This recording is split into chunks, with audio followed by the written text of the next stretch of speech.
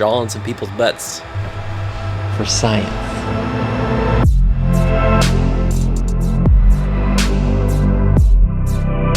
Check. I love butts.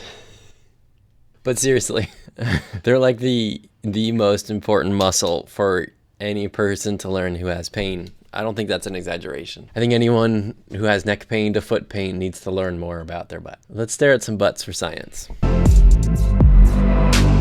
Sounds fun, but seriously, like, we all have them. I am making light of the fact that I'm filming people's butts. Honestly, there's something you can learn from it. There's a lot of things that we can learn from watching other people walk. That's what we're looking at. We're analyzing gait to say, can you see how much their butt wiggles? Can you see how much their back twists and their hips don't? We call them your glutes. Your gluteus maximus, your gluteus medius, your gluteus minimus. Glute max is extremely important in propulsion. Glute medius is extremely important in stabilization. Let's look at some footage. Let's draw on some people's butts for science. I've not used this in a while. All right, so what I want you to see here. All right, okay, now we're working. Do you see how when this person's walking, do you see that uneven, look at that line. Do you see that uneven line? Where that butt is uneven, it says it's gonna irritate higher side, not the dropping side, because the dropping side not touching the ground. It's gonna irritate the side that's touching the ground, that's taking all the weight, that's uneven. It just means it's when it's touching the ground, it's uneven. And it has this uneven wiggling, and the back contorts and the hip contort and the neck contorts and the shoulders drop. Now you can get down the whole pathway of like needing to be perfect symmetry. I'm not of that standpoint. I'm just of the standpoint, let's be aware that your butt is a little uneven and let's try to stabilize it. If that helps, we need to work on it. If it doesn't, okay, it's okay to have an uneven butt. Look at some of the most powerful athletes we have when they walk. They have some uneven butts.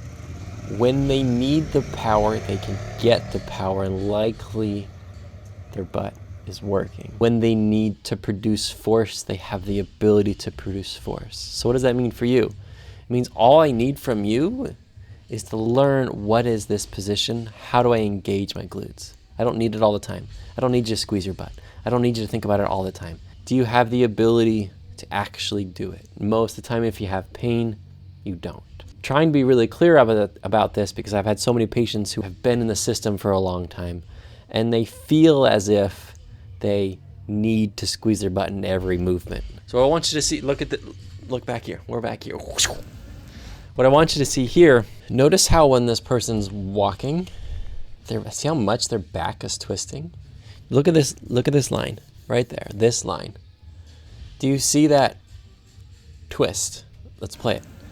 Do you see how the hips are not moving like this? The back is moving like this. Why do you think that is? One, it's a function of their hips being tight. What does that mean? Likely the hip flexor on one side is tight, so it's not allowing the hip to go backwards into hip extension, so the back is going backwards into lumbar extension. Let's look at it again. Watch her walk.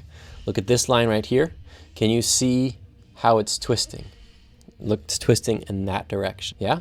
So the hip flexor on this front side, yeah, right there, is tight, most likely. When the foot goes behind her, that hip flexor has to stretch, and it doesn't want to.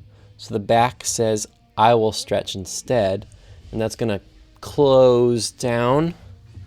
You can't hear me. You're going backwards and twisting. It closes down this area where it needs to be here, opened up. Hip flexor stretch,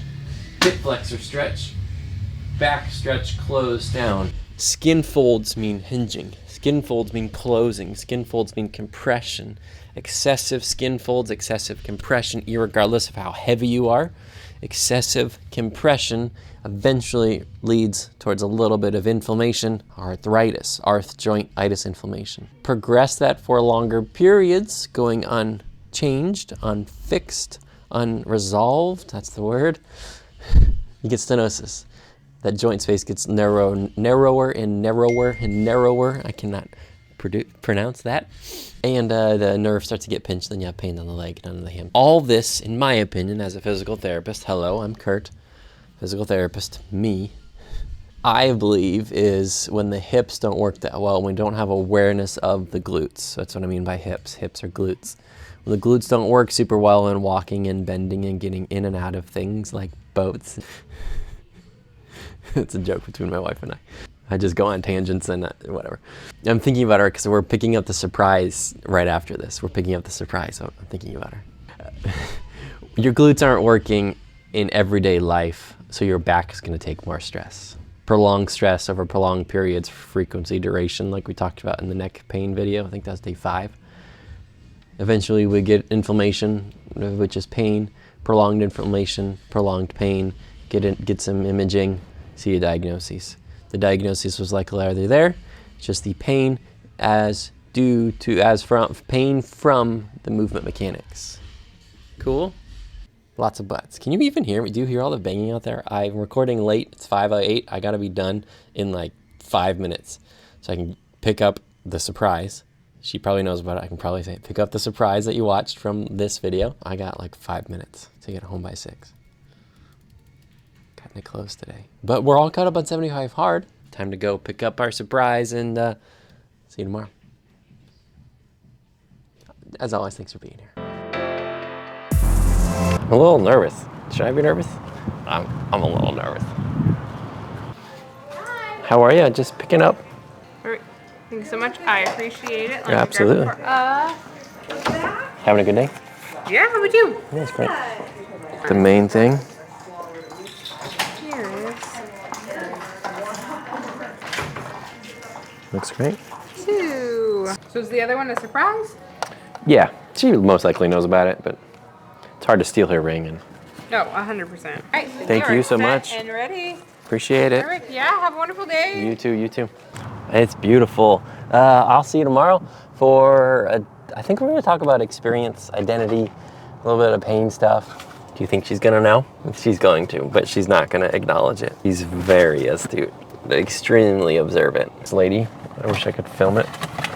She's going to be getting out of the car for 5 minutes now. She's standing there, maybe stretching. Let's watch her limp as she goes away.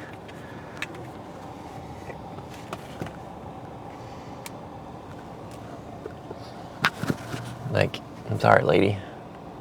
I'm judging you and I'm filming you and I don't have your consent. I get it, but you're not fragile. You got this. It looks like you're a nurse too, which means you have access to everything and there's so much information. Yep, there's the limp. There's the limp. And I'm guessing she probably heard something, but she's moving as if this is a chronic issue. Thanks, lady, for being here. Your experience is not your identity. Your body's not fragile. You are a robust, complex human being that is not fragile.